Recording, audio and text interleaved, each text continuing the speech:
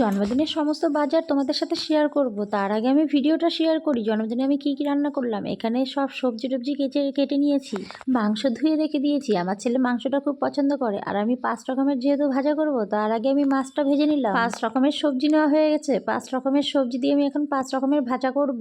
আর এইদিকে শাক ভাজা হচ্ছে। মেয়ের খাবারটা তৈরি করব, সেই খাবারটা তৈরি করার জন্য সবজি কেটে নিয়েছি। আর এদিকে একদিকে পায়েস রান্না করছি। গোবিন্দভোগের চাল দিয়ে আর কালো কিশমিশ দিয়ে আমি পায়েসটা রান্না করেছি, আর কাঠবাদাম দিয়ে। পায়েসটা রান্না যখন করি খুব খুব খুব ভালো লাগছিল, কারণ গোবিন্দভোগের চাল দিয়ে রান্না করছি তো। আমার ছেলেই বলছিল গোবিন্দভোগের চাল দিয়ে পায়েস খাবো, তাই আমি ওকে গোবিন্দভোগের চাল দিয়েই পায়েসটা করে দিলাম। তাই তোমাদের চালটাও শেয়ার করলাম। অনেকে হয়তো আবার বলতে পারে গোবিন্দভোগের চাল না আতপ চাল দিয়ে করছো, অনেকে এরকম ভাবে। আর এই দেখো প্রেশার কুকারে আমার মেয়ের খাবারটাও তৈরি করা হয়ে গেছে। আর এই দেখো 5 রকমের ভাজাও আমি কমপ্লিট করে দিয়েছি। অনেকদিন আগে ছোট একটা লোহার কড়াই কিনেছিলাম লুচি ভাজার জন্য, কিন্তু খুব ভালো হয় লুচিগুলো। তোমাদের সাথে একটু শেয়ার করলাম। ছোট কড়াইতে লুচি ভাজলে কি হয়, ছোট কড়াইতে লুচি ভাজলে অল্প তেল লাগে, আর লুচিগুলো খুব বড় বড় হয়ে ফোলে।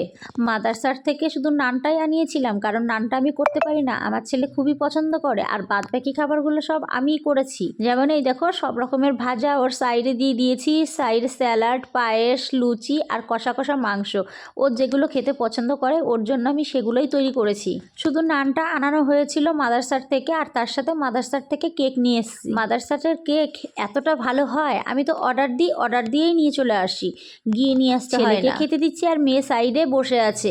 মেয়েকে হাতে একটা লুচি ধরিয়ে দিলাম, মেয়ে বসে বসে লুচি খাচ্ছে। আর এই দেখো আমি অনলাইন থেকে বেলুনগুলো অর্ডার করেছিলাম। অনলাইনের বেলুনগুলো খুবই ভালো হয়, আর মুখ দিয়ে ফোলাতে হয় না, তার সাথে একটা মেশিনও দিয়ে দেয়। কিন্তু মেয়ে আমার প্রচণ্ড জ্বালাতন করছে। মেয়েকে আমি সঙ্গে নিয়ে আমি বেলুনগুলো ফোলানোর চেষ্টা করছি, আর সমস্তটাই একা করছি। আর আমার ভাসুরের মেয়ে ছিল, সে ভাসুরের মেয়ে বেলুনগুলো বেঁধে দিচ্ছিল। জন্মদিন একাই পালন করা হয়েছে, কারণ কাউকেই বলা হয়নি, একটা লোকজনকেও বলিনি। আমি নিজেই একটু ভিডিও শ্যুট করব দেখে তাই এইভাবে সাজিয়েছি। কেকটাও তোমাদের সাথে শেয়ার করলাম। আর আমার ছেলে এখন কেক কাটাকাটি করছে।